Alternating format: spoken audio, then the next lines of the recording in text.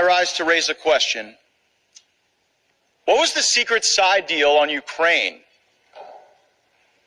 House Democrats and President Biden have said that as Speaker McCarthy was asking Republicans to vote for a continuing resolution so as to avoid having to take the Senate's plus up in Ukraine money, that the Speaker of the House was actually cutting a side deal to bring Ukraine legislation to this floor with President Biden and House Democrats. So let me get this straight. To extend Joe Biden's spending and Joe Biden's policy priorities, the Speaker of the House gave away to Joe Biden the money for Ukraine that Joe Biden wanted. It is going to be difficult for my Republican friends to keep calling President Biden feeble while he continues to take Speaker McCarthy's lunch money in every negotiation. The Speaker of the House has responded to these reports of a secret side deal on money for Ukraine, opaquely stating that he still wants to fund Ukraine and our border. I have a few replies to this statement. First, the Speaker's statement confirms the existence of a secret deal.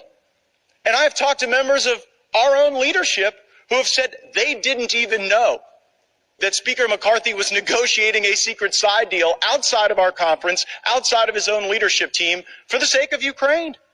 Second, Ukraine has lost the support of a majority of the majority.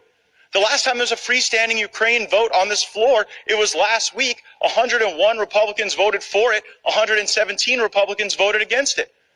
According to the Hastert rule, which Speaker McCarthy agreed to in January, you cannot use Democrats to roll a majority of the majority, certainly on something as consequential as Ukraine. So for all the crocodile tears about what may happen later this week about a motion to vacate, working with the Democrats is a yellow brick road that has been paved by Speaker McCarthy, whether it was the debt limit deal, the CR, or now this secret deal on Ukraine. Third, this is swampy log rolling. The American people deserve single subject bills. I get that a lot of folks might disagree with my perspectives on the border or on Ukraine, but can we at least agree that no matter how you feel about Ukraine or the southern border, they each deserve the dignity of their own consideration and should not be rolled together where they might pass where each individually wouldn't? This is what we're trying to get away from. This is the spirit of the January agreement we made with the Speaker. No more lashing these disparate issues together so that the American people's interests are subjugated here on the floor of the House. You know how we should stand up for our border?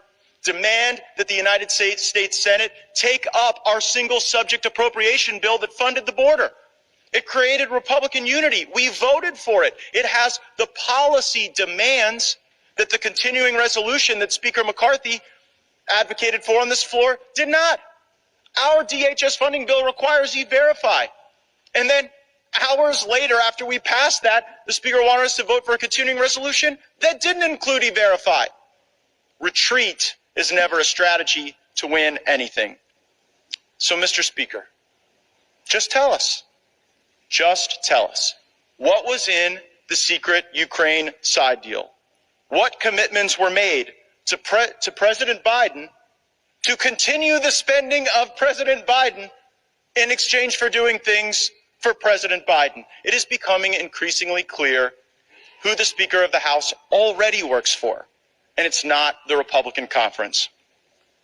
Mr. Speaker, I would ask that these questions be answered soon, because there may be other votes coming today or later this week that could be implicated by the answers to these questions. Members of the Republican Party might vote differently on a motion to vacate if they heard what the Speaker had to share with us about his secret side deal with Joe Biden on Ukraine.